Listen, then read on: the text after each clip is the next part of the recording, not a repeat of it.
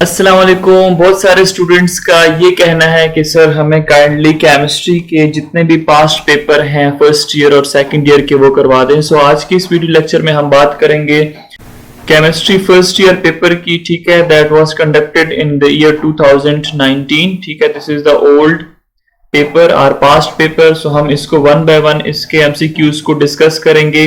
अगर आपको वीडियो अच्छी लगती है तो प्लीज इसको लाइक, सब्सक्राइब और शेयर जरूर कीजिए।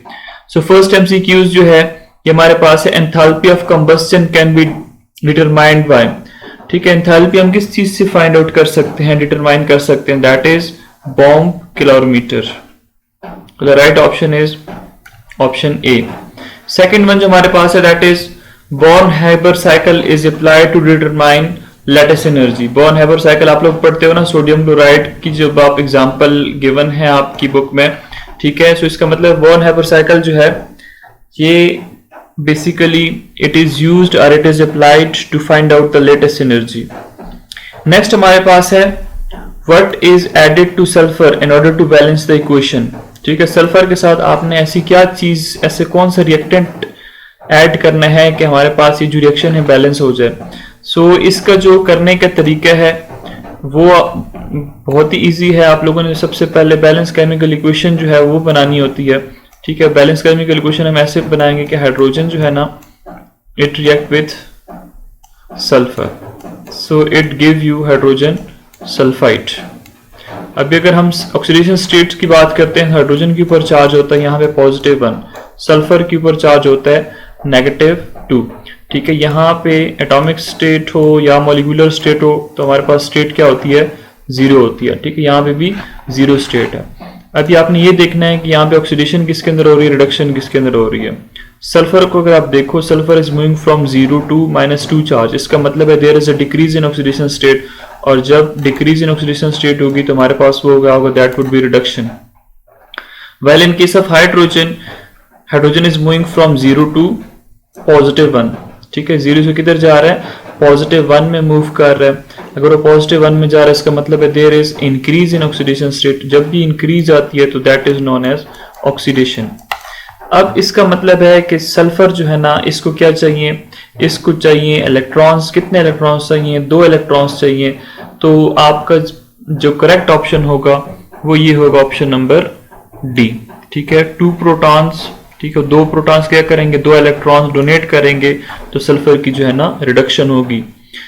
नेक्स्ट हमारे पास है which of the following has highest number of molecules in it. आपने इसमें से बताने हैं कि कौन सा ऐसा है जिसके अंदर मॉलिक्यूल जो है वो ज्यादा है। इसका राइट ऑप्शन जो है दैट इज ऑप्शन नंबर ए। और इसकी रीजन क्या है, आपको number of molecules I hope so find करने आते होंगे। नंबर ऑफ मॉलिक्यूल का हम ऐसे फाइंड आउट करते हैं, जैसे जो राइट ऑप्शन है उसका मैं आपके लिए कर देता हूं। हम कहते हैं ना कि mass divide by molar mass, और इसको मल्टीप्लाई कर देते हैं एवोगैड्रो नंबर के साथ। सो यहाँ पे मास कितना गिवन है, मास इन ग्राम दैट इज 10 ग्राम। और जो इसका हम मॉलिक्यूलर, और जो इसका मॉलिक्यूलर मास फाइंड आउट करेंगे ना वो कैसे होगा कि नाइट्रोजन 14 होता है और जो ऑक्सीजन है दैट इज 16। इनको आप मल्टीप्लाई करते हैं एवोगैड्रो नंबर के साथ जो कि आपके पास है 6.022 मल्टीप्लाई बाय 10⁻23। यहां से आप इसको कैलकुलेट करो, आपके पास नंबर ऑफ मोल्स आ जाएंगे। इसी तरह बाकी जितनी भी ऑप्शन बी, सी और डी, इनके लिए आप नंबर ऑफ मॉलिक्यूल्स इस फार्मूले के थ्रू फाइंड आउट कर सकते हो। आपने करना क्या है, अपने कैलकुलेटर निकाल लें, वहां से इस तरह आप कैलकुलेशंस कर लें तो आप देखेंगे कि right option is option number A. Method मैंने आपको समझा दिया। नेक्स्ट आपके पास है how many moles of oxygen are needed for the complete combustion of 1 mole of butane. देखिए मैं आपको एक केमिकल रिएक्शन यहाँ पे लिख देता हूँ, स्पेस यहाँ पे मैं आपको केमिकल रिएक्शन लिख देता हूं। ठीक है, आपने इसको जो है ना याद करना है। ये आपके पास होता है when 2 moles of butane। Butane क्या होता है, दिस इज हाइड्रोकार्बन। ठीक है, जिसके अंदर 4 कार्बन एटम्स होते हैं। It react with 13 moles of oxygen to produce carbon dioxide and water. ठीक है, ये आपके पास कौन सा रिएक्शन हो रहा है, जब आपके पास हाइड्रोकार्बन की बर्निंग होती है एयर की प्रेजेंस में, या मतलब ऑक्सीजन की प्रेजेंस में, तो उस प्रोसेस को आप क्या कहते हो? That is known as combustion process. ठीक है, अब यहाँ पे क्या हो रही है? कंप्लीट कंबस्शन हो रही है। Hydrocarbon is converted into carbon dioxide plus water. अब अगर आप देखो तो यहाँ पे ब्यूटेन के कितने मोल्स यूज हो रहे हैं? 2 मोल्स यूज हो रहे हैं, लेकिन हमसे कितने का पूछा हुआ है? ये पूछ रहा है कि 1 मोल। अगर इस सारी रिएक्शन को हाफ करोगे तो ये हो जाएगा आपके पास 1 मोल। 13 को अगर आप हाफ करो तो कितना बनेगा? 6.5, क्योंकि 6.5 को अगर आप 6.5 के साथ ऐड कर दो, 2 से मल्टीप्लाई करोगे तो 13 बनेगा। अच्छा, 8 को आप रिड्यूस करो, हाफ करो तो 4 बन जाएगा। 10 को आप रिड्यूस करो तो 5।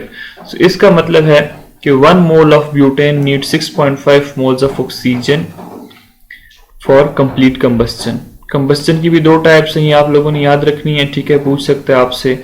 अगर एक्सेस सप्लाई होगी ऑक्सीजन की तो जितने भी हाइड्रोकार्बन होंगे that would be converted into carbon dioxide and water. लेकिन अगर लिमिटेड सप्लाई है so hydrocarbon would be converted into carbon monoxide plus coke, that is carbon. अच्छा, नेक्स्ट जो हमारे पास है ना, which of the following orbital is of greater energy. ये आपके पास कहां से गिवन है? ये आपके पास गिवन है N+L रूल। ठीक है, अगर आप L की वैल्यू लिखते हो, ठीक है, एज़िमुथल क्वांटम नंबर, तो आपके पास होगा 0, 1, 2 एंड देन 3। 0 जो वैल्यू होती है that is for S, 1p, SP, ये आपके पास D होगा, और 3 जो है दैट इज फॉर F। अब यहां से आप लोग जो है ना N+L रूल को यूज करके वैल्यूज फाइंड आउट कर सकते हो। जैसे फॉर एग्जांपल मैं 4D का कर लेता हूं, तो 4D में क्या होता है? क्या आप लिखोगे N की जगह पे 4, क्योंकि शेल जो है वो 4 है, और D के लिए जो वैल्यू होती है दैट इज 2।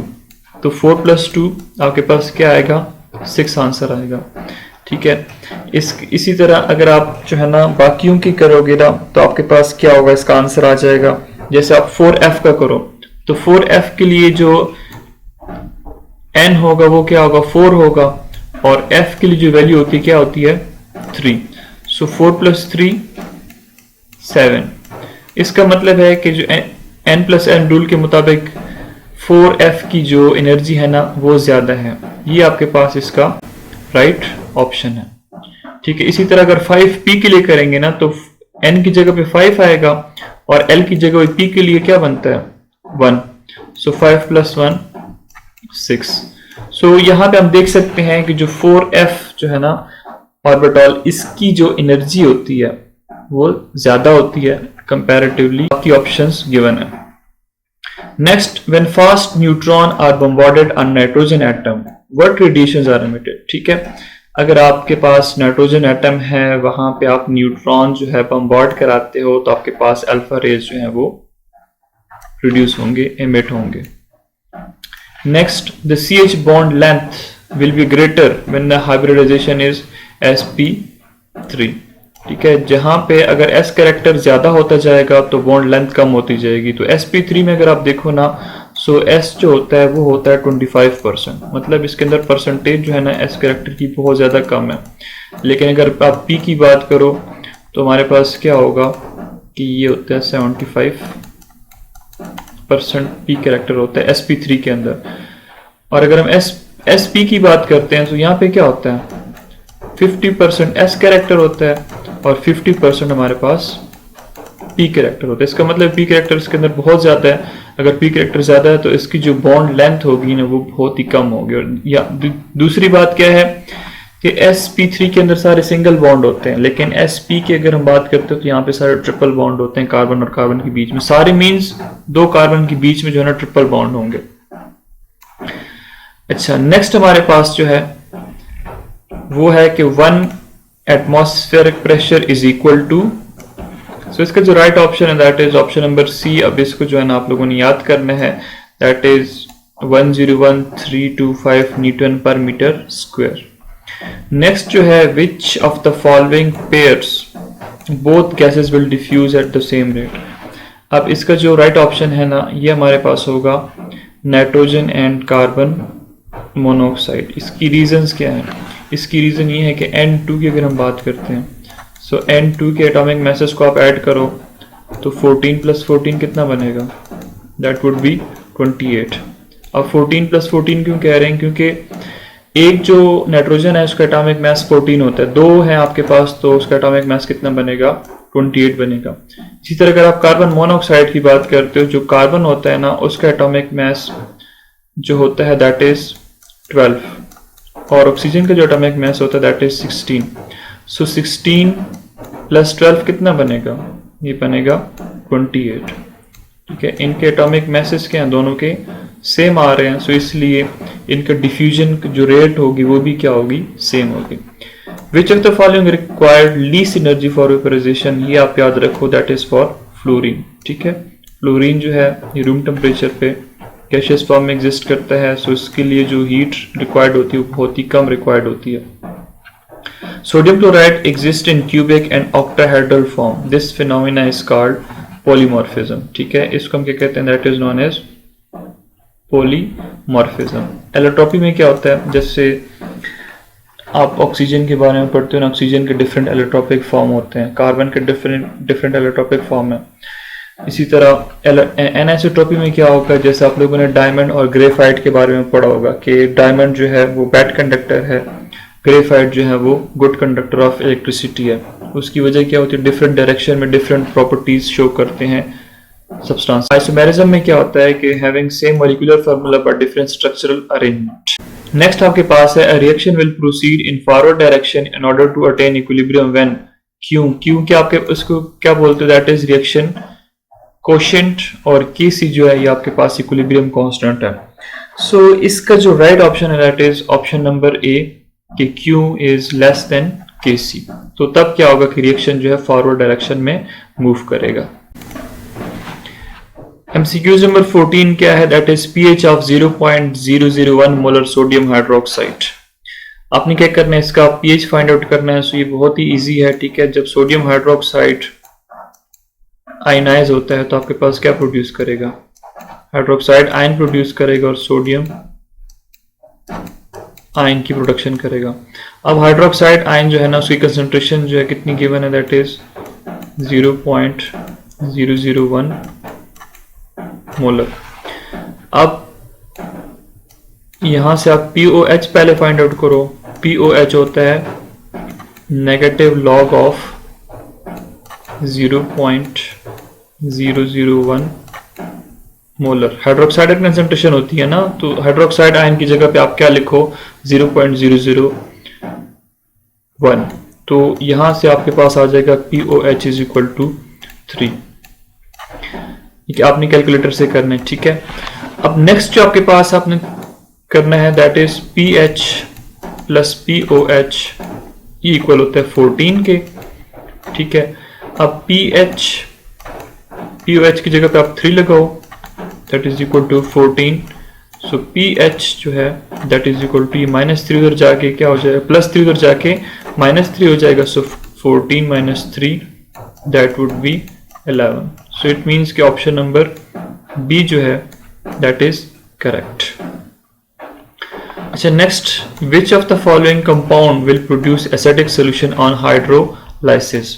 हाइड्रोलाइसिस वाटर की प्रेजेंस में जब ब्रेकेज होगी, hydro means water, lysis means breakage.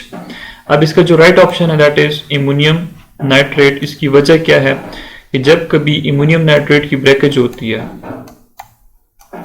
इमोनियम nitrate जब ब्रेक होता है so it produce ammonium ion plus nitrate ion.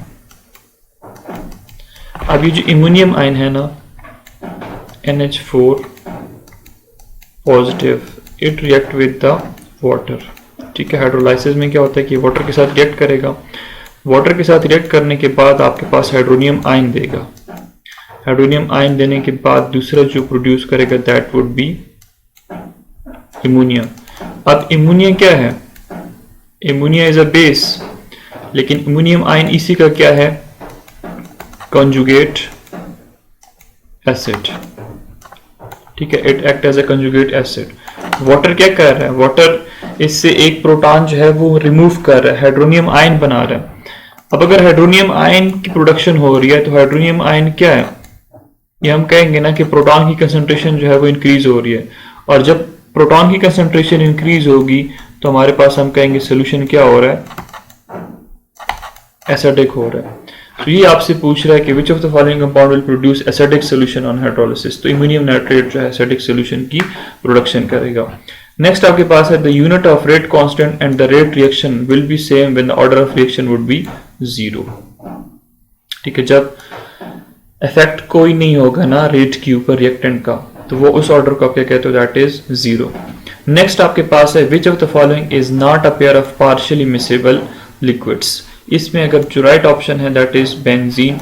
उसकी वजह क्या है, बेंजीन जो है ना that is non polar, N dot B non polar, और वाटर जो है ना that is polar in nature.